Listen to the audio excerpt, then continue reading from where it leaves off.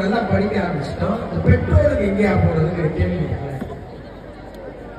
ஒரு இளைஞனை கூப்பிட்டு கடவுள் என்ன சொன்னாரா, இந்த முதல் ரூமுக்குள்ள போதும் கேட்பினா, முதல் ரூமுக்குள்ள போயிருக்காங்க. ஒரு வயசான அம்மா கையில சாப்பாடோட உட்காந்துட்டாங்க. இப்ப இந்த அம்மா அந்த பையன் என்ன செய்யறாரு, மண்ணை அள்ளி அந்த சாப்பாடுல போடுன்றாரு கடவுள். ஐயோ, இவ்வளவு பெரிய பாவத்தை செய்ய நீங்க, வயசான அம்மா அவங்க சோத்துல மண்ணு போடலாமா, நான் அந்த ரூம்ல இருக்க மாட்டேன் அப்படின்னா. ரெண்டாவது ரூம் போயிருக்காங்க.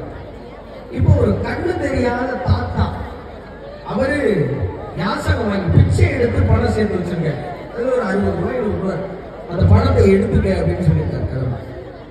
இல்லையா கடவுள், நீ ஒரே பாவம் கண்ணு தெரியாத கிழமை அவரை பிச்சை எடுத்து 50 ரூபாய் சேர்த்துருக்காரு, இதை எடுக்க சொல்றீங்களே, இது எவ்வளவு பெரிய பாவம், என்ன நான் இங்க இருக்கவே மாட்டேன்.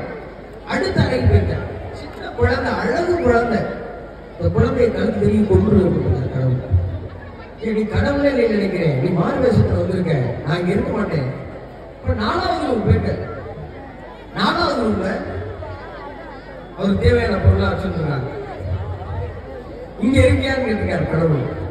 இந்த ரூம் நல்லா இருக்கு அப்படின்னு ஃபுல்லா ஏத்திருக்கேன். ஆளு நல்லா புகையா விட்டு வட்ட வட்டமா விளையாடு.